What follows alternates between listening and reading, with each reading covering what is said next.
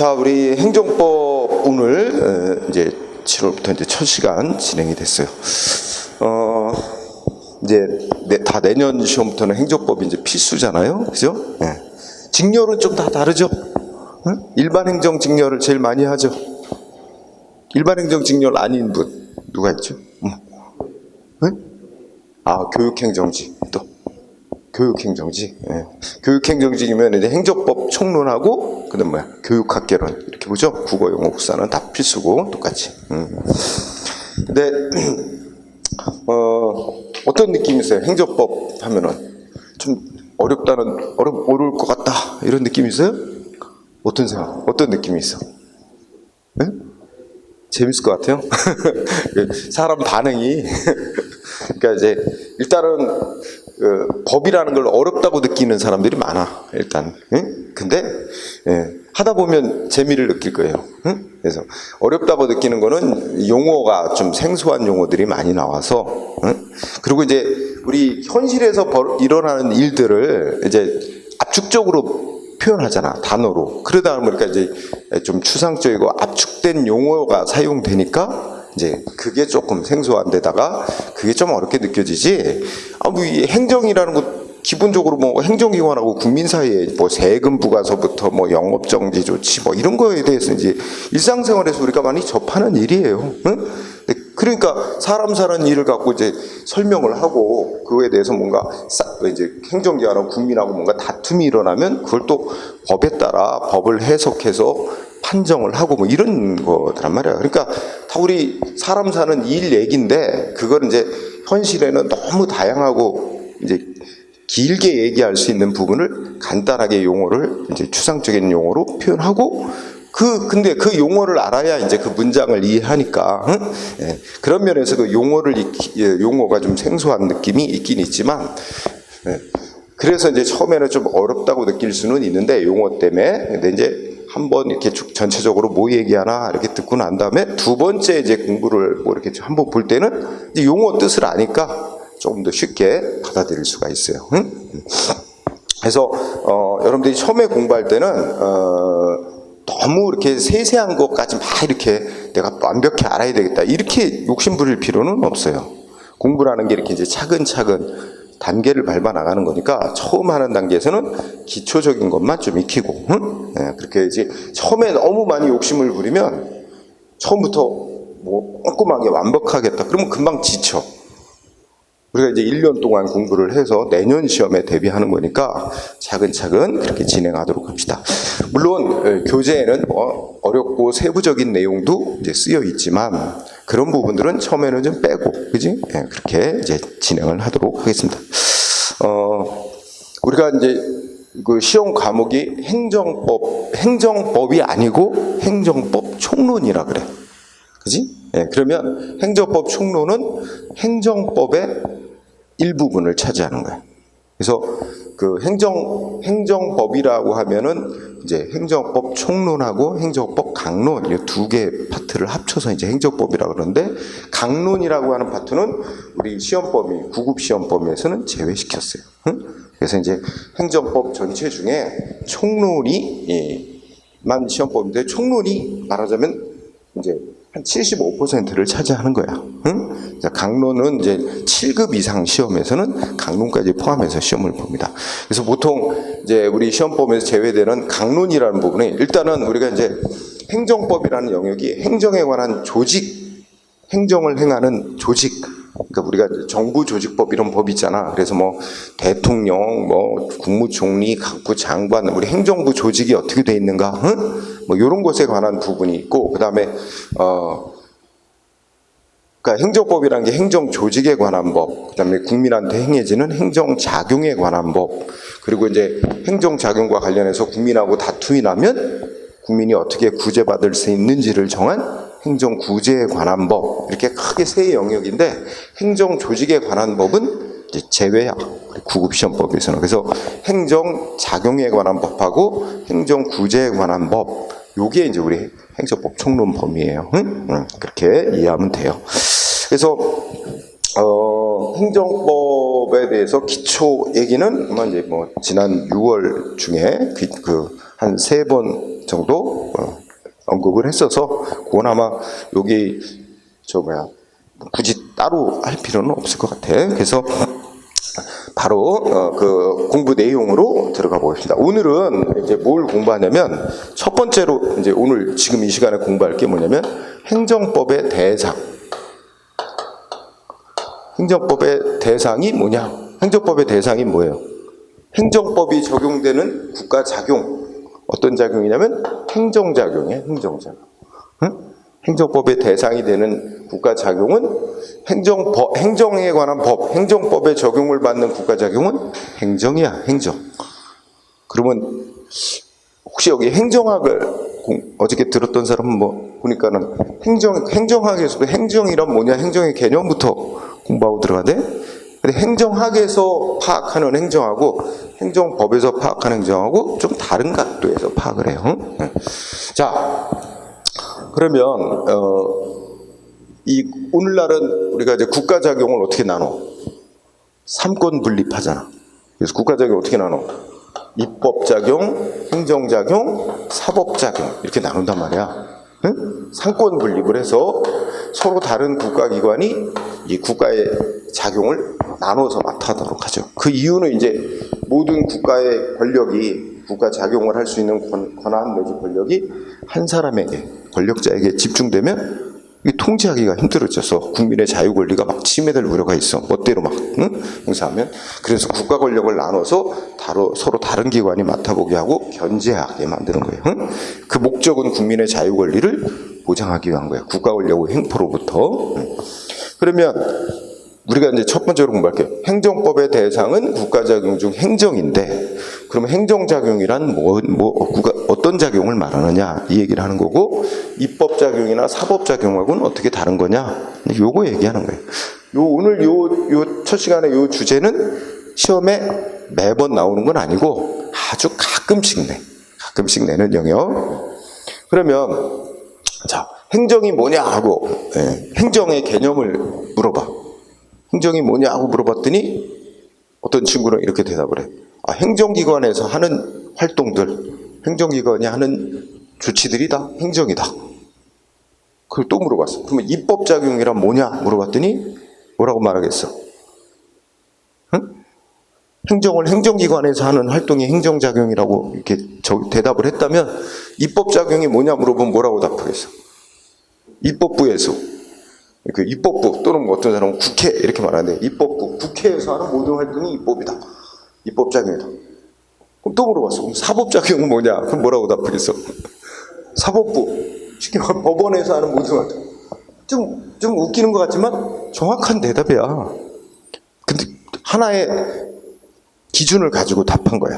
어떤 기준을 갖고 답했어? 국가의 활동을 어디서 하냐, 누가 하냐, 이거 가지고 답한 거야. 그래서 입법부에서 하는 활동이냐, 사법부에서 하는 활동이냐, 행정부, 행정기관이 하는 활동이냐, 누가 하느냐를 기준으로 답변한 거야. 맞아. 그렇게 정의할 수 있어. 누가 하느냐를 기준. 그런 거를 그렇게 정의하는 걸 뭐라 그러냐면 형식적 의미로 정의한다 그래. 형식적 의미. 응? 그러니까 국가작용을 입법, 행정, 사법 이거 이제 정의를 내려보자, 구분을 해보자 할 때 두 가지 기준이 있어.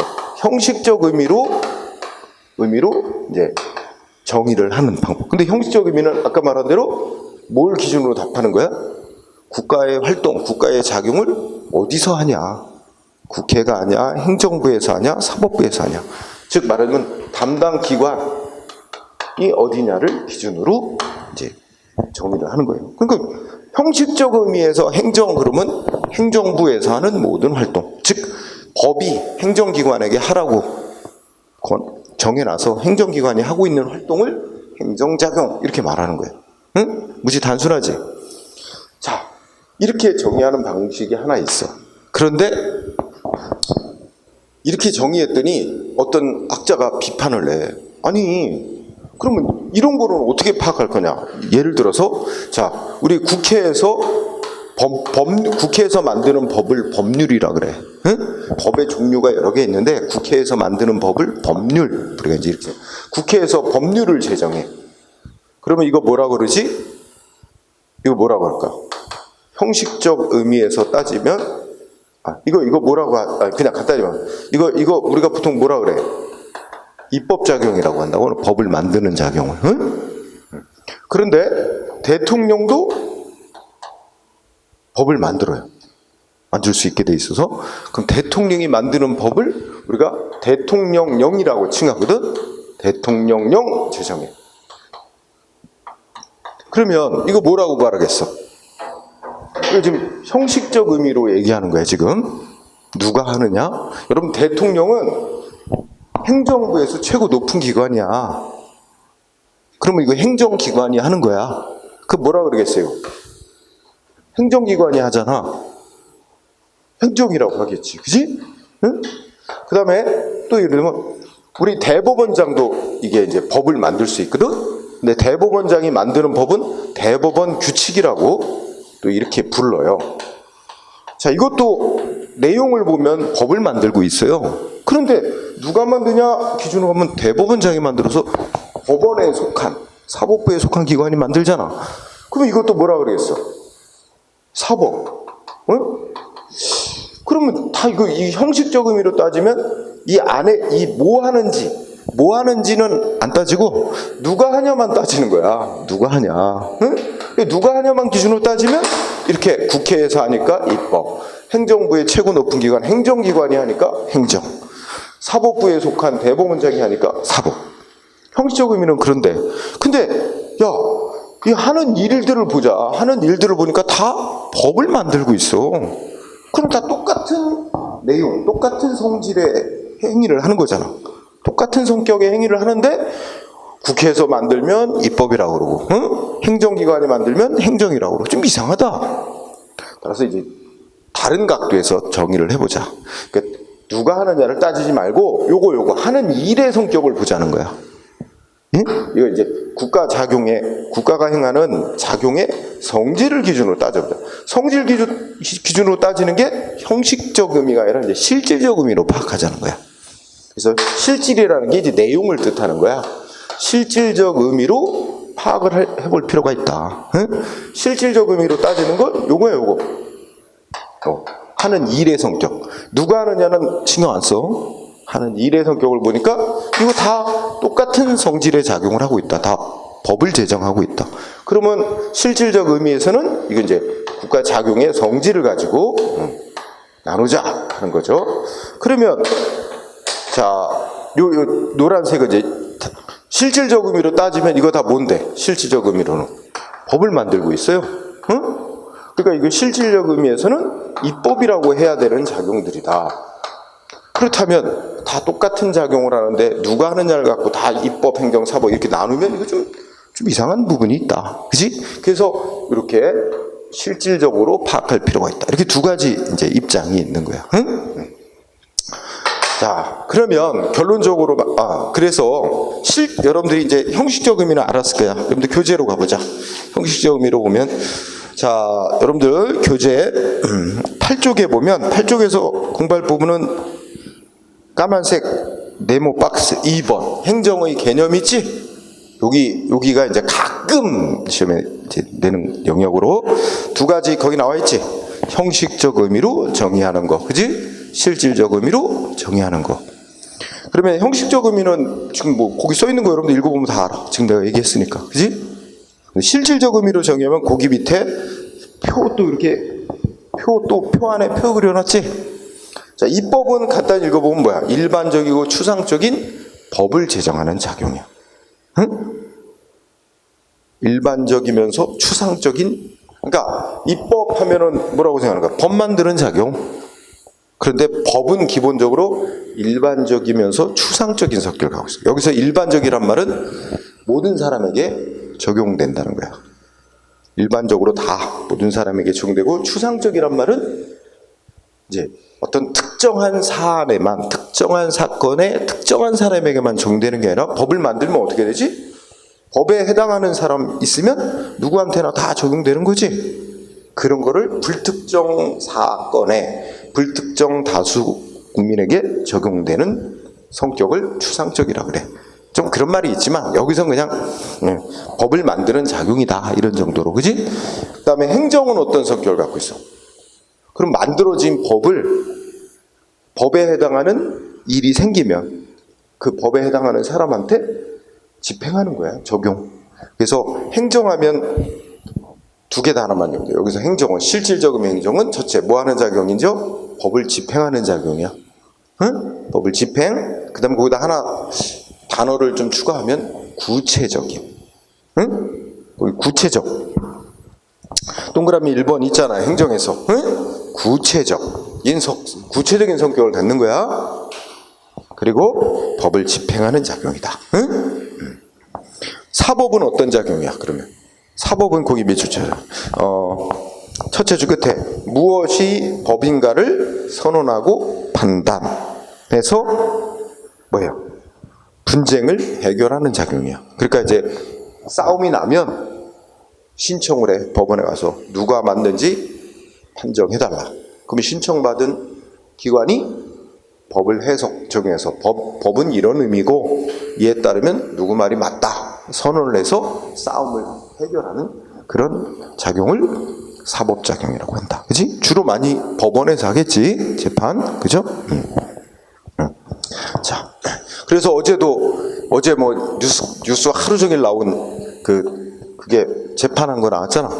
그 윤석열 씨 뭐 장모 뭐 어떻게 해가지고 뭐 징역 3년 유죄 판결 선고됐다. 그지? 위반했냐 안 했냐 싸움 난 거에 대해서. 그치? 네.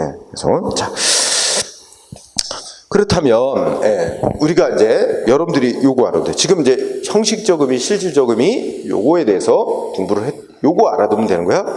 그러면 자, 여러분들은 인천시장이 시 공무원 임명하는 조치를 했어. 인천시장이 시 공무원 임명하는 조치했어. 자, 이거 분석해 보자. 이거 국가작용인, 이거 형식적 의미로 파악하면 입법, 행정, 사법 중에 어디에 속하는 작용일까? 응? 행정. 그치? 여러분, 형식적 의미는 이거 볼 필요 없어. 뭐 하는지, 누가 하느냐만 보면 되는 거야? 그치? 이거 인천시장 행정기관이야. 응? 행정기관이 하니까 행정. 그 다음에 실질적 의미로 따지는 거는 뭐 보는 거야? 누가 하는지는 보지 말고 무슨 조치를 하는지 내용을 보는 거야. 내용 보면 이거 뭐 하는 거지? 법 만들고 있어요? 입법 아니겠지? 싸움 났다고 신청받아갖고 판정 내리고 있어? 그건 아니지. 그럼 나머지 행정이라고 하면 돼. 입법도 아니고 사법도 아니고 나머지 행정이라고 하면 돼. 이거는 공무원법 집행하는 거야. 응? 행정. 이렇게 보면 이건 형식적으로도 행정, 실질적으로도 행정. 이건 형식적으로 파악하나 실질적으로 파악하나 일치하네? 그죠?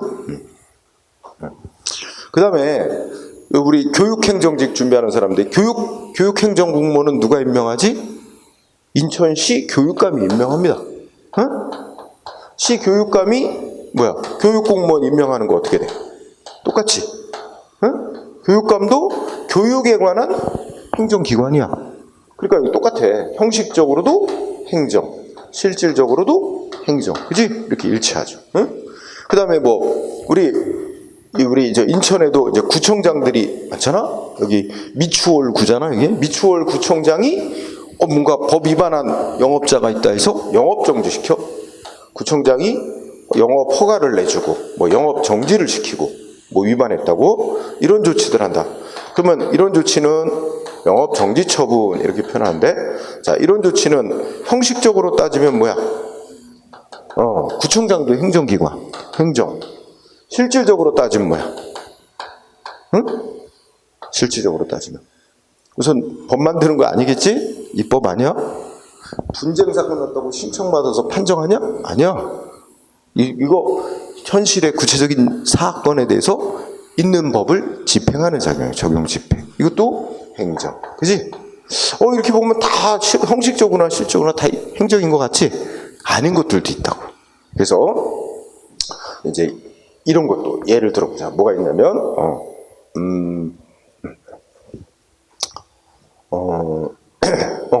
아까 일단 기본적으로 우리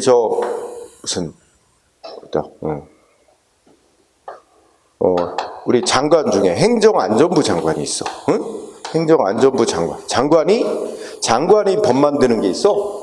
어느 부 장관이, 응? 뭐 국방부 장관, 뭐 응? 외교부 장관. 이게 장관이 자기네 그 행정안전부에 이제 부여된 업무와 관련해서 법을 또 만들 수 있어요. 그 장관이 만드는 법을 부령이라고 칭해요. 우리가 외교부, 교육부처럼 응? 부의 업무에 관한 법을 만드는데 부령을 제정하는 행위는 뭐라고 하겠어요, 여러분들? 응? 자, 형식적으로는 뭐고 실질적으로는 형식적으로는 뭐다? 행정기관이야, 얘. 응? 실질적으로는 뭐다? 입법지. 그럼 이거 형식적으로 파악하는 거하고 실질적으로 파악하는 게 일치하지 않는 경우가 있다는 거 알 수 있죠? 그 다음에 이거는 어떤가 보자. 자, 이렇게 보자.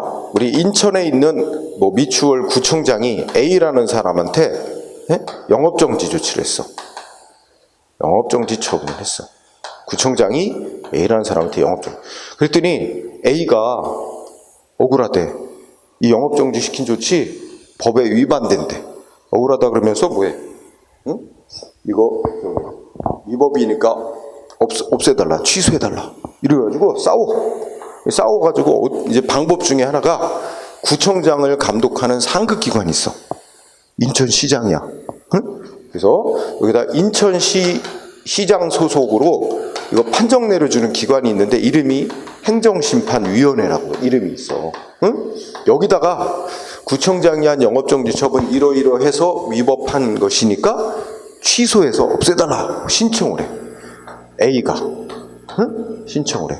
그러면서 누구하고 싸우는 거냐면 자기한테 영업정지를 시킨 구청장을 상대로 싸우는 거야. 그러면서 이거를 취소해달라.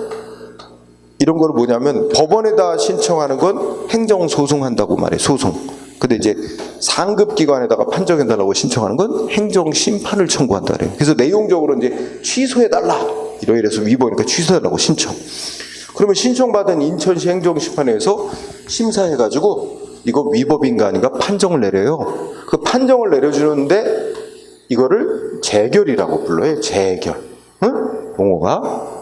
그래서 내용적으로는 A의 주장이 맞다. 구청장이 한 영업정지 처분은 위법 맞다. 그러니까 없던 일로 취소한다. 이런 식으로 판정을 내려준단 말이야. 응? 자, 그러면 지금 질문하는 거. 이렇게 행정심판위원회라는 곳에서 신청을 받아서 판정 내려준 거. 이거를 우리가 이제 행정심판의 재결 이렇게 이제 줄여서 말해. 행정심판 청구를 했더니 판정기관이 판정을 내려주더라. 자, 요거는 형식적 의미에서는 뭘까? 행정. 그지? 즉, 행정심판위원회도 행정기관이야. 보통의 행정기관은 시장, 구청장 이런 사람처럼 한 사람이 이제 결정을 하는 거잖아. 근데 여기는 한 사람이 아니라 위원회 조직이니까 여러 명의 위원들로 구성돼서 위원들이 회의를 해가지고 뭐 과반수 이상 찬성 뭐 이런 식으로 하면 결정 나는 거야. 그러니까 이런 위원회라는 행정 조직도 있단 말이야. 합의해서 결정하는. 어쨌든 합의제로 운영되는 행정기관이야. 행정기관이기 때문에 형식적으로는 행정. 그지?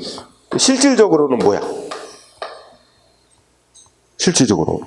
법 만드는 거 아니지? 이거는 지금 구청장하고 국민 A, 시민 A하고 싸움 난 거야, 지금. 영업정지 조치가 위법인가 아닌가 싸움이 나서 이거 가려달라, 판정해달라고 신청을 받아서 권한 가진 기관이 법을 해석, 적용해서 판정을 내림으로써 분쟁을 해결하는 활동을 하고 있는 거야. 이게 바로 재판과 똑같은 성격의 작용이지. 다만 판정기관이 행정기관이라는 차이뿐이지. 그지? 실질적으로는 사법작용에 속하는 거다. 이것도 일치하지 않는다는 거 볼 수 있어. 그지? 형식적으로나 실적으로나. 자, 요런 거 물어보는 거야, 시험에서. 가끔 나온다 그랬지? 그러면서 문제 유형이 다음 중 이제 이런 작용들을 예로 깔아놓고 다음 중 형식적 의미에서는 행정이 아니지만 실질적 의미에서는 행정에 속하는 작용 골라라. 이런 식으로 낸다든지, 그지? 그런 겁니다. 그러면 이게 지금까지 한 거는 아주 쉬우니까 조금 까다로운 얘기를 해보자. 여러분들이 보면, 자, 경찰서장이 통고 처분을 한다. 이런 용어가 이제 아주 생소할 거야, 그지? 이게 통고 처분이 뭐냐면, 대표적인 예로 어떤 사람이 교통법규를 위반했어. 신호 위반 같은 걸 했어. 그러면 원칙대로 가면은 이 사람 이제 재판에 넘겨가지고 재판을 해서, 우리가 이제 국가가 죄를 졌다고 처벌하는 재판을 형사재판이라고 한단 말이야. 그러면 이제 재판에 넘겨서 법원이 판결을 해서 뭐 벌금형, 뭐 징역형, 뭐 이런 거 해야 돼. 응? 그러면 이제 재판을 하는 절차도 복잡하지만 결국은 만약에 유죄 판결 내려서 벌금형, 징역형 선고하면 어떻게 될까? 그럼 그 사람 전과자 돼. 벌금형, 징역형 이런 거 형벌을 주면 전과자가 된다고. 전과자가 되면 사회생활하기 힘들어요. 여러 가지 제약이 많아. 그런데 오늘날 뭐 자동차 홍수 시대를 이루는데, 그지? 뭐 뻑하면 아차 하면 신호 위반할 수도 있거든. 실수로 위반할 수도 있고, 그지? 예, 뭐 일부러 위반할 수도 있지만 실수로 위반하는 경우도 많은데, 그러면 야, 신호 위반했다고 다 재판에서 벌금형, 징역형 해가지고 전과자 만들면, 어이구, 국민 중에 엄청난 사람들이 다 전과자가 되겠네? 이거 좀 곤란하지, 그지? 그래서 원칙은 이게 징역형, 벌금형 줘야 되는 거였어, 재판을 해서. 그런데 그런 문제가 있으니까, 그래서 예를 들면 이제 신호 위반한 사람이 적발되면 재판에 넘기기 전에 일단 경찰서장이 너 위반했으니까 벌금 낼 돈, 원래 재판 가면 벌금 부과될 돈에 해당하는 금액 정도를 경찰서장이 부과해. 너 돈 언제까지 납부해라. 은행에 납부해라. 응? 고지서로 부과해. 그걸 뭐라고 그러냐면 범칙금 납부 통고 처분 제도라래. 그래서 줄여서 우리가 통고 처분이라고 하는데, 이거는 형벌을 부과하는 것 대신에 위반자에게 벌금에 상당하는 돈을 우리 행정기관이 부과하는 거야. 경찰서장도 행정기관이야. 그래서 부과. 그래서 그걸 기한 내에 내면 어떻게 할까? 모든 건 이제 깨끗하게 그걸로 다 끝내주는 거야. 그러니까 재판 갈 일도 없고 전과자 될 일도 없어. 그냥 돈은 낸 걸로 끝내주는 제도야. 벌금형 아니야? 벌금 대신에 돈을 부과하는 거야. 그래서 신호 위반한 자가 적발이 되면 6만 원 부과해. 승용차 기준으로 6만 원. 응? 이런 걸 부과한단 말이야. 응?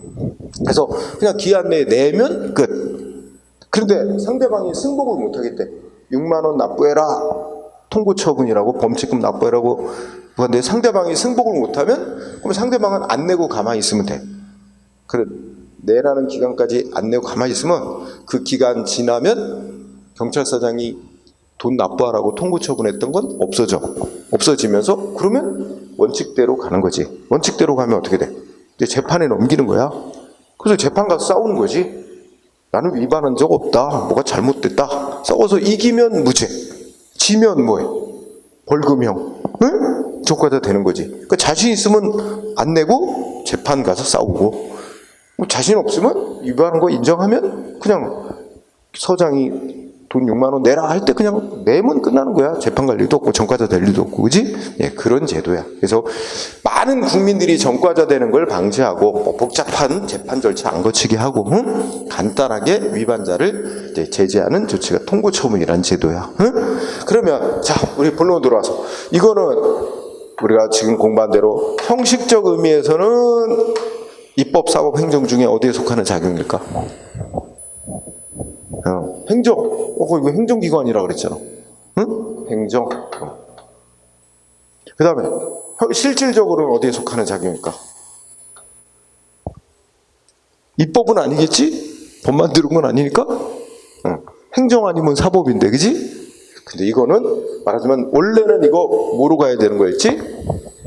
재판에 넘겨서 법원이 유죄, 청구 이렇게 해서 벌금형 이런 거 선고하는 건데, 그거 대신에 그에 앞서서 먼저 전과자 되고 이런 거 방지하기 위해서 행정기관이 벌금에 상당하는 돈 얼마 내라 하고 먼저 부과하는 거야. 그러니까 이거는 너 위반했으니까 그에 대해서 유죄 판결에 상응하는 벌을 주는 거랑 마찬가지야. 실제는 형벌을 주는 건 아니지만 벌금에 상당하는 돈을 내게 하는 제도거든. 그래서 이거는 실질적으로는 사법에 속하는 작용이라고 봅니다. 응? 말하면 재판에서 처벌하는 거와 마찬가지다 이거지. 그런 성격을 갖고 있다. 이런 게 조금 어려울 수는 있어, 그지? 네. 자, 이거 나중에 배우게 돼 또. 응? 그 다음에 또 하나 예를 들어볼까? 이거는 어떨까 보자.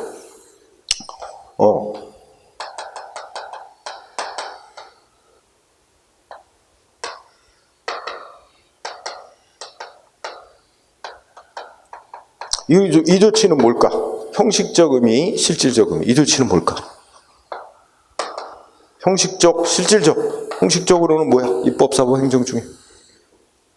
입법. 그지? 이거만 보면 되잖아. 응? 국회에 속한 기관이야. 그러니까 국회에는 제일 높은 사람 누구 있어? 국회의장. 근데 이제 국회의장 밑에서 국회가 행하는 여러 가지 행정 업무를 총괄해서 다루는 자리가 국회 사무총장이라는 자리야. 응? 자, 그럼 이거는 형식적으로는 입법이라 그랬어. 그지? 요거 보는 거잖아. 누가 하는가? 그 다음에 실질적 의미는 하는 일을 보는 거지. 이거 법 만들고 있던 거 아니지? 입법 아니야. 그렇다고 분쟁 나서 신청받아서 판정 내려주는 작용도 아니야. 그 뭐야? 행정. 그지? 요 사안을 보면 뭘 우리가 느낄 수 있어? 행정기관만 행정을 하는 게 아니네? 이런 입법부에 속한, 입법부에서도 실질적으로는 행정에 해당하는 일도 하네? 이런 거는 어떻게 될까? 그러면 이거 임명을 했지? 임명을 했고, 뭐 임명만 하나? 예를 들어서 뭐 징계도 하고 막 이런단 말이야. 그치? 그러면 국회 공무원이 뭔가 불이익을 당했다든지 그러면 어떻게 될까? 무슨 소송으로 싸울까? 실질적으로 행정에 속하는 자격이라 행정소송으로 싸워요. 응? 자, 어쨌든 다시 원점으로 돌아가면 행정기관만 행정을 하는 게 아니라 실질적으로는 국회나 이런 데서도 실질적 의미의 행정을 한단 말이야. 응? 그 다음에 또 이런 예 또 있어. 뭐가 있냐면 우리 대법원장이 일반 법관을 임명한다 이렇게 얘기를 해요. 여기서 일반 법관이라고 부르는데 이거는 이제 지방법원 판사, 고등법원 판사를 통칭해서 일반 법관이라. 대법원 판사는 우리나라 대법관이라고 해서 대법관은 대통령이 임명합니다. 그런데 지방법원 판사, 고등법원 판사는 일반 법관이라 해서 이거는 대법원장이 임명해요. 그럼 이 조치는 뭘까? 형식적으로 응? 그래, 사법. 그지? 실질적으로는 행정. 응? 그지? 이것도, 법원에 속한 기관도 실질적으로는 재판만 하는 게 아니라 실적으로 행정에 관한 일도 하는구나. 그지? 이런 걸 알 수 있죠. 그러니까 일치하지 않죠. 그죠? 그러면 마지막으로 하나 더 해보자. 마지막 딱 하나 뭐가 있냐면, 예를 들어, 저기 뭐지? 여러분들이 땅을 샀어. 집 사고 땅 샀어. 그러면 어떻게 하지? 이거 내 땅이다. 내 집이다. 등기소에 가서 등기를 해요. 그래서 우리가 이제 땅 문서, 집 문서라고 하잖아. 등기부 등본이라고 있어. 거기에다가 이제 누구 땅이다. 응? 그런 거에 기재가 되지. 언제 누구로부터 누가 이 땅을 샀다. 그래서 이 사람이 소유권자다. 이런 걸 다 기록으로 기재를 해준단 말이야. 등기소에서. 우리가 그걸 등기한다 그래. 근데 보통 우리 개인들이 직접 가서 하지는 않고 많은 경우 전문가한테 맡기지. 돈 주고. 그런 일을 하는 사람이 법무사야 주로. 법무사라고 들어봤잖아. 전문 자격. 그 법무사라는 자격 가진 사람이 돈 한 30만 원 정도 이 정도 받을 거야. 그 정도 받으면 그런 거 가서 등기소에 가서 더 등기 업무 이런 거 다 해줘요. 처리해줘. 그리고 수수료 한 3, 40만 원 받는 거야. 응? 그러면 우리가 등기소에서 토지나 건물 자기 땅이다. 응? 내 땅이다. 이거 신청받아서 이제 등기를 해준단 말이야. 그러면 이거는 등기하는 업무, 토지 건물 등기 업무라고 표현해요. 이거 하는 업무는 형식적 의미에서는 뭐다? 실질적 의미에서는 뭐다? 자, 형식적 의미에서는 뭐라고 말할 수 있어? 응? 사법? 왜 사법이라고 생각했어요? 아, 맞아요. 우리 등기소는 법원에 소속된 기관이야. 법원의 하부 기관이야. 응? 등기소가 법원에 소속돼 있는 기관이다. 응? 그래서 여기 지나가다가 막 길거리 이렇게 등기소 이렇게 이정표 붙어 있는 거 이런 거 볼 수 있어. 법원 소속. 응? 보통 그렇죠. 그러면 이 등기소가 법원에 속한 기관이니까 형식적 의미로는 사법에 속하는 작용이다. 이렇게 말할 수 있지? 실질적 의미로는 뭐야? 그렇지. 행정이지. 법 만드는 거 아니고 분쟁사건 신청받아 판정하는 것도 아니고 이건 부동산 등기법이라는 법을 집행하는 일을 하는 거야. 응? 그러니까 실적으로는 행정에 속하는 작용이다. 그죠? 이런 얘기하는 거야.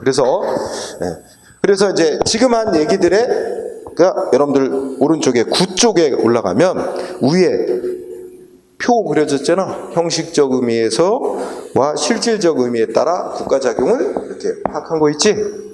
그래서 읽는 거 보면 이제 형식적으로는 행정이지만 오른쪽에 실질적으로 행정인 거 있고 실질적으로 입법인 거 있고 실질적으로 사법인 거 있다.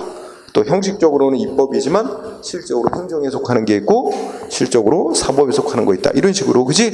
그 얘들. 그래서 여기까지만 하면 돼 공부. 응? 그래서 그러면 최종 결론은 뭐냐면 우리가 뭐에 출발했어? 행정법의 대상은 국가작용 중 행정인데 그러면 행정법의 대상이 되는 행정은 형식적 의미에서 파악하는 행정만이냐 아니면 실질적 의미에서 파악하는 행정까지도 행정법의 대상이 되는 거냐 이거지 결론. 그래서 다시 8페이지에 오면 맨 아래 행정법의 대상 그지? 행정법의 대상이 되는 행정은 어디를 말한대? 응? 형식적 의미의 행정, 즉 행정기관이 하는 모든 활동, 행정법의 대상이 될 뿐만 아니라 행정기관이 아닌 다른 입법부나 사법부에서 하는 활동 중에도 실질적으로 행정에 속하는 작용은 행정법의 대상이 되는 거예요. 그래서 아까 말한 대로 이거 우리 법원에 속한 등기소에서 토지 건물 등기 업무를 할 때 이 부동산 등기법도 행정에 관한 법이고 싸움 나면 행정소송으로 싸우는 거고, 그치? 등등. 다 이거 실질적으로 행정에 속하는 자기로서 행정법의 대상이 되는 국가작용입니다. 그래서 행정법의 대상이 되는 행정이란 형식적 의미의 행정뿐만 아니라 실질적 의미의 행정까지도 다 행정법의 대상이 되는 거다. 요 얘기, 그치? 네. 요게 이제 가끔 나오고, 그 다음에 10쪽으로 넘어가 보세요. 그러면 이번에 주제가 행정의 분류라고 하는 게 나와. 여기도 아주 가끔 나와. 아주 가끔 나왔는데 행정작용을 분류 기준을 보니까 주체 행정작용을 누가 하냐? 국가기관이 하냐? 국가가 직접 하냐?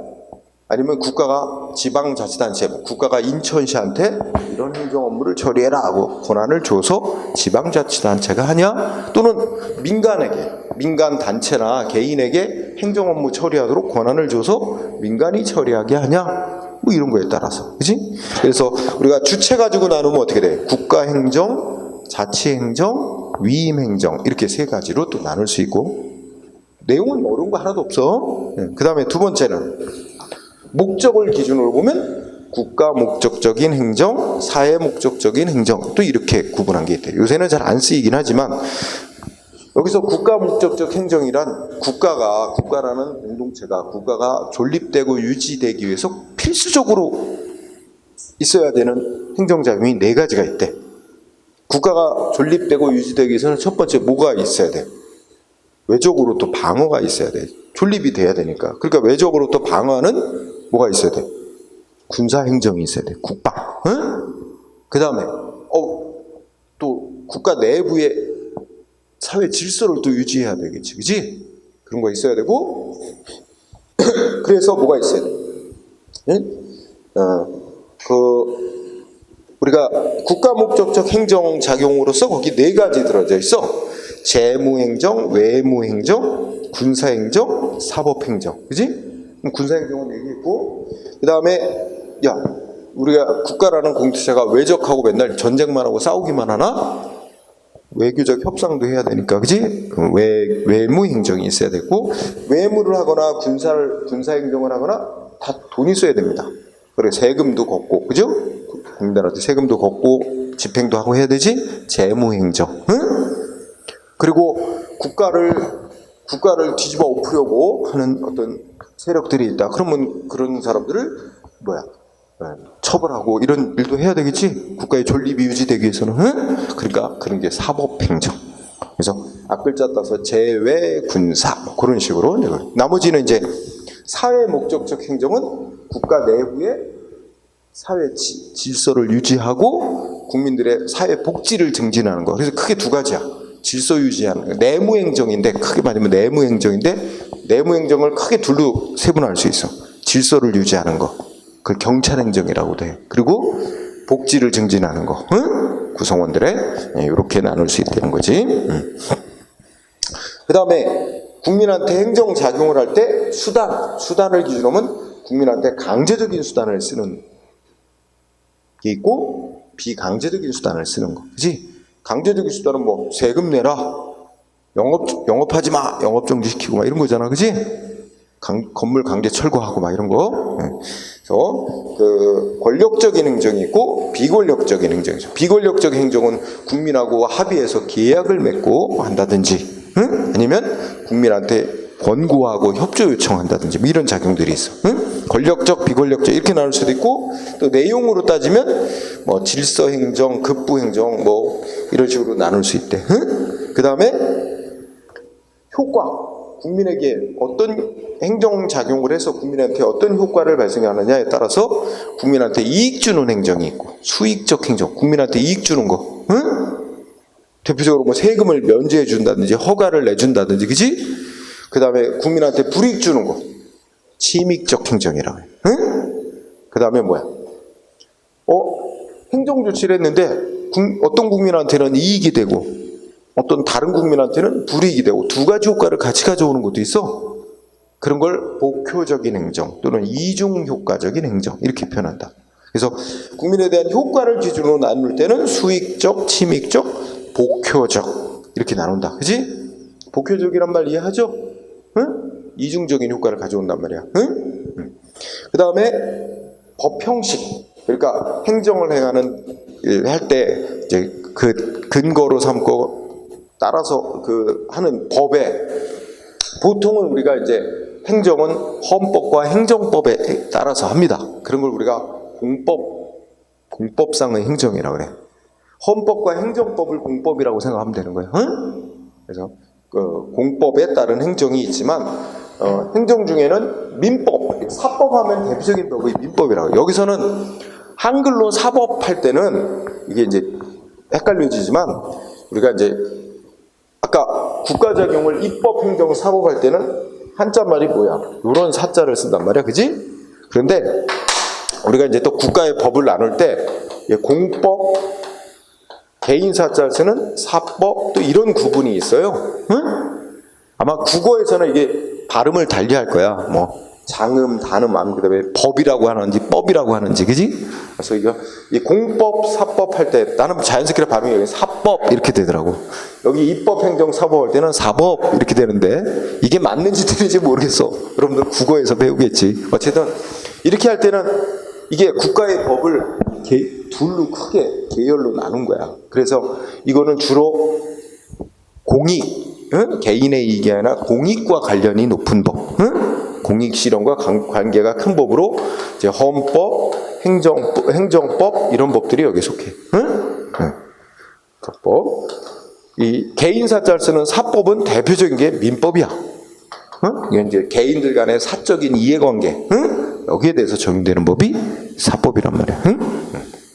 그래서 우리 국가가 국민한테 행정을 할 때는 이 공법에 따라서 행해지는 게 거의 대부분 많아. 하지만 경우에 따라서 이 민법, 즉 사법 계열에 속한 민법, 상법 이런 건데 민법이 대표적이다.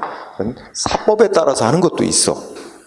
예를 들자면 뭐 수도 이용 계약을 맺는다든지. 그럼 수도 이용하라고 강제로 하지 않습니다. 그죠? 수도 이용하고 싶은 사람만 신청을 해서 뭐 저 이용 요금 얼마씩 내기로 합의하고 계약 맺고 쓰는 거예요. 그래서 이거는 개인 간에 무슨 뭐 우리가 물건 살 때 누구하고 계약 맺고 뭐 사고 팔고 하는 거랑 똑같습니다.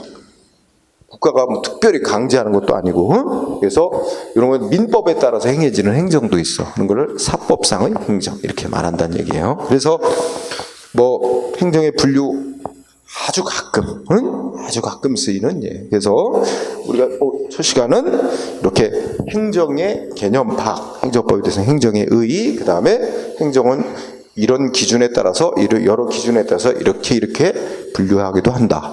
이 중에서 이제 예를 들어서 효과 가지고 따질 때 국민한테 이익 주는 거, 국민한테 불이익 주는 거, 그다음에 이익과 불이익을 같이 주는 거 이런 게 또 의미가 있어요. 어떤 의미가 있냐면 국민한테 이익 주는 거는 그렇게 이게 통제를 많이 할 필요가 없어. 근데 국민한테 불이익 주는 건 통제를 많이 해야 돼. 국가 권력을 장악한 자가 함부로 국민의 자유 권리 이익을 침해하지 못하도록 법으로다가 엄격히 정해놓고 뭐 법이 정한 근거 있어야 되고 법이 정한 내용, 법이 정한 요건 절차 엄격히 따라서만 하도록 통제를 할 필요가 있는 거예요. 그러면 이익과 불이익을 동시에 주는 복효적인 행정작용은 어떨까? 이익 받는 사람은 뭐 별 문제가 안 되는데 그 때문에 불이익 받는 사람들이 있으니까 또 그 사람들의 이해관계도 고려해서 행정을 해야 되니까 또 통제가 필요해요. 그렇죠? 바로 다 나누는 이유가 그런 게 있는 거야. 응? 자, 어쨌든 여기는 가볍게 공부하면 될 겁니다. 응? 자, 첫 시간은 여기까지 하고 쉬도록 하죠. 참, 그리고 수업의 방식은 이제 5시간 수업을 진행하지. 내일 시간은 진도랑 하고 이론 나오고 1시간은 그날 배운 거 문제 연습을 합니다. 그래서 그날 배운 거에 대해서 이렇게 문제 나온다 확인하고 또 자기가 오늘 배운 거 어느 정도 내가 습득을 했나 한번 자기가 체킹하는 그런 시간도 그를 마지막 시간에 갖도록 하겠습니다. 자, 쉬고 진행합시다.